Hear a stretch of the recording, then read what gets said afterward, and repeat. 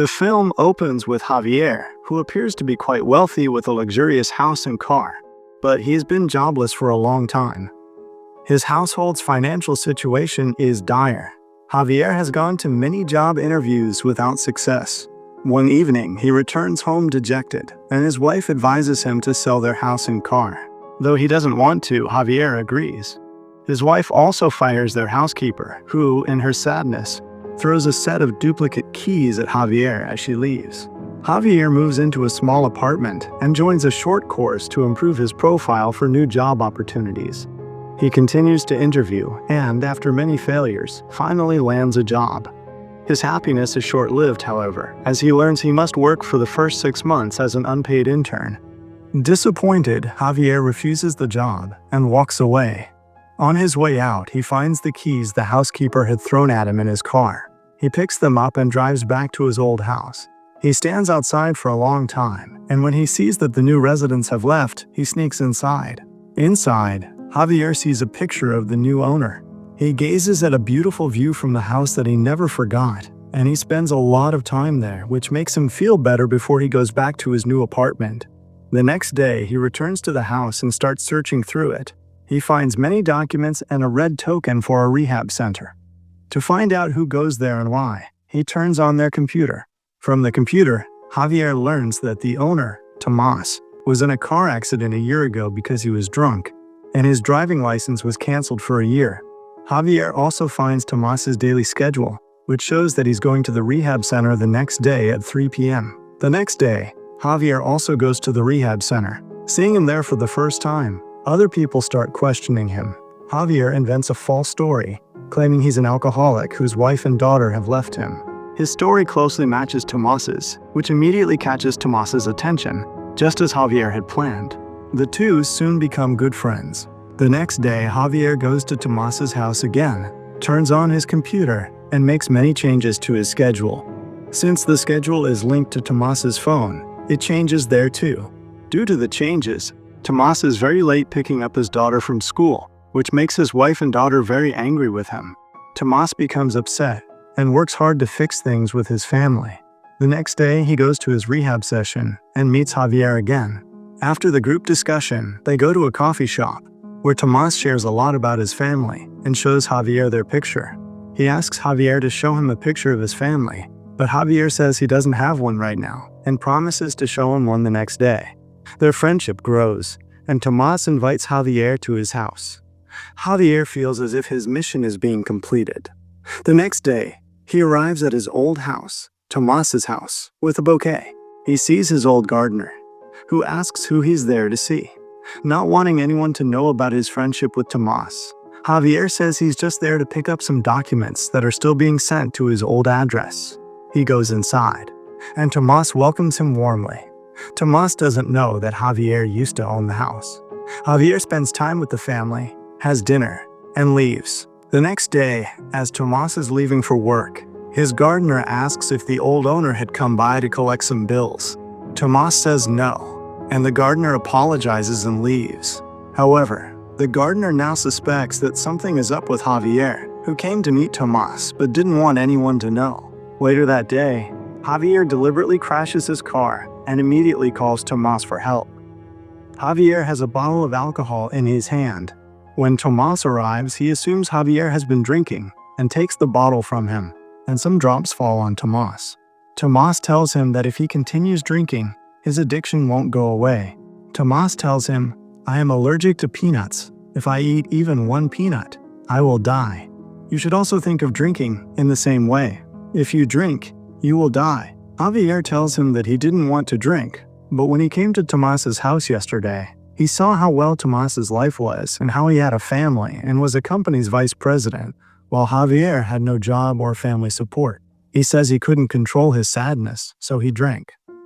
Tomas tells him that things aren't what they seem, as he has also worked hard to balance everything, and the company where he is vice president belongs to his father-in-law. Javier then asks for Tomas's phone, saying his own is out of battery and he needs to call a tow truck. Tomas gives him the phone, but before calling, Javier sends an email to himself, a move that will be revealed later. He also makes Tomas promise not to tell his wife about the incident. Tomas agrees, When Tomas goes home, his wife smells alcohol on his clothes and becomes furious, believing he's not serious about his family and has started drinking again. Tomas has to tell her that it was Javier who had been drinking, and he was just helping him. A little while later, Javier receives a call from his gardener, who says he knows Javier came to see Tomas and not to collect bills. The gardener demands to meet Javier the next day and blackmails him, saying that if he wants the gardener to keep it a secret, Javier has to work for him and bring him Tomas's daughter's clothes. Javier, angry but not wanting to ruin his plan, agrees out of compulsion. Javier goes to Tomas's house when no one is there to get the clothes. Tomas's wife returns home and is about to call Javier to tell him something. As she dials his number, Javier's phone rings, and she hears it but dismisses it as a hallucination. Javier is safe for now. Later, Javier and Tomas's wife meet at a restaurant, where she tells him she doesn't want him to see Tomas anymore. She says she doesn't want them to get into trouble like before, citing the accident that happened because of Tomas's drinking. She doesn't want Tomas to start drinking again because of Javier. Javier then tricks her, telling her that it was actually Tomas who drank, not him. He shows her an email from Tomas that says, "Come here quickly, I am in trouble." This is the same email that Javier had sent himself from Tomas's phone earlier. This was all part of his plan. At home, a terrible argument breaks out between Tomas and his wife. Javier receives a parcel containing pepper spray and peanut spray. He cleverly injects the peanut spray into the pepper spray and discards the rest. He doesn't know his wife is watching him. Javier wants to take the spray to Tomas's wife, but he suspects his own wife is following him, so he goes to his course center. When she sees him in class, she relaxes and leaves. Afterward, Javier meets with the gardener and gives him Tomas's daughter's clothes. The gardener's demands increase, and he now tells Javier to install a camera in Tomas's daughter's room. Javier feels that the gardener is a threat and cleverly kills him, making it look like an accident so he won't get caught. He then goes to Tomas's office. Tomas is furious because Javier lied to his wife, causing the misunderstanding. In a fit of rage, Tomas beats Javier badly, making his mouth and nose bleed. Javier doesn't get bandaged, but instead goes to Tomas's wife and shows her his injuries, lying that Tomas saw them at the restaurant and now thinks they are having an affair. He tells her he feels that Tomas's alcohol addiction is getting worse and that he might harm her in a drunken rage. Javier gives her the pepper spray, telling her to keep it. This is the same pepper spray with the peanut solution. Javier then goes home and tells his wife he's leaving for a few days for urgent work. She asks where he's going, but he leaves quickly. He then calls Tomas's wife and says he knows she and her daughter are big fans of a famous gymnast and can introduce them. Tomas's wife is thrilled and agrees. They take a picture with the gymnast, posing as a family, and Javier deliberately sends it to Tomas. Seeing the picture, Tomas is overcome with sadness and drinks again for the first time in months, which is exactly what Javier wanted. He wanted to convince Tomas's wife that Tomas was still drinking, and by making Tomas drink, he made her believe that her husband was lying to her all along. Before Tomas's wife can react, Tomas sees them and becomes angry, starting to beat his wife. She remembers the pepper spray, takes it out of the drawer, and sprays it on him. Because it has the peanut solution, Tomas immediately has an allergic reaction and struggles to breathe. Tomas's wife thinks she has killed him and, in a panic, calls Javier and tells him to come to the house. Javier calms her down and sends her to a room. He then goes to Tomas and sees he's still alive but in pain. Javier, not wanting to see him alive, kills him by putting his hands over his mouth. He was already wearing gloves, which means he had come with the intention of killing Tomas. And then Tomas finally dies. The scene jumps ahead several months.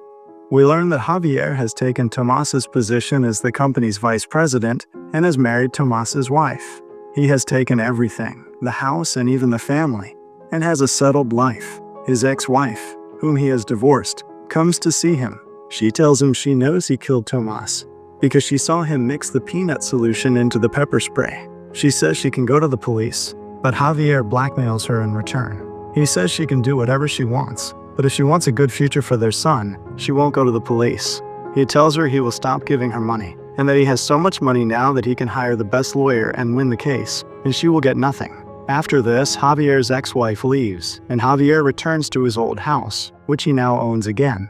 He is with Tomas's wife and daughter, who are now his wife and daughter. Javier is happy with both of them, and his life is settled. The movie ends there.